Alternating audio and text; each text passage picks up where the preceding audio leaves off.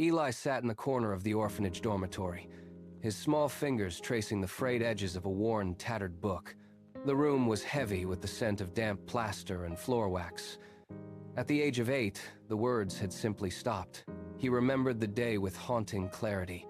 A broken vase, a raised voice, and the sudden sharp realization that his voice was nothing but a target. From that moment, he chose silence as his armor. The orphanage was a labyrinth of peeling paint and cold drafts, where rules were etched into the very walls. Stay small, stay silent. Eli obeyed. He moved through the halls like a drifting shadow. At night, he curled into a ball under a thin blanket, pressing his face into his palms. In the deepest dark of the night, he would offer a plea to the void. "Are you there?" he whispered. "Don't forget me." The words were small, fragile things, barely escaping his lips before being swallowed. Winter arrived with a biting frost that turned the windows into opaque sheets of ice. One night, a fierce fever took hold of him. His world dissolved into shivering tremors. He lay on his narrow cot, his breath hitching in the freezing air.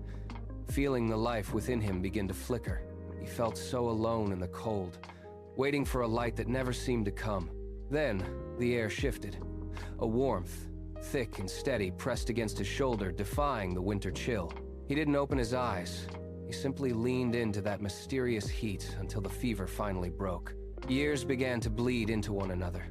Eli grew tall, his movements becoming deliberate and quiet. He spent his days in the library, finding solace in pages yellowed by time. One Tuesday, a volunteer with tired eyes stopped by his desk.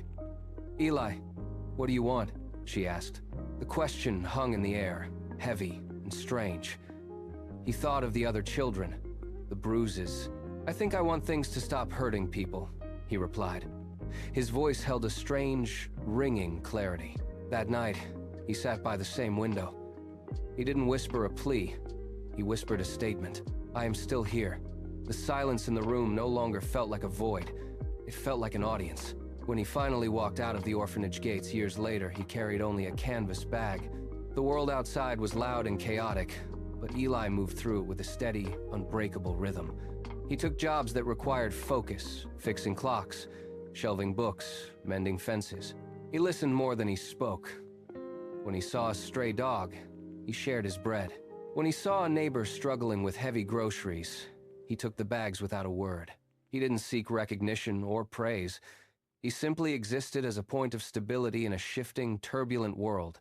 Years later, sitting on a park bench, a stranger asked him about his life and the nature of the impossible. Eli watched a leaf drift slowly to the ground. "Maybe miracles are not big things," he said.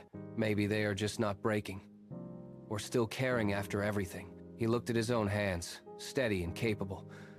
Or a child who should have stopped believing but didn't. He stood up, adjusted his coat, and walked into the crowd. He was just a man who kept going, a quiet light that refused to let the darkness decide his shape. He moved forward, a silent testament to the strength of the human spirit.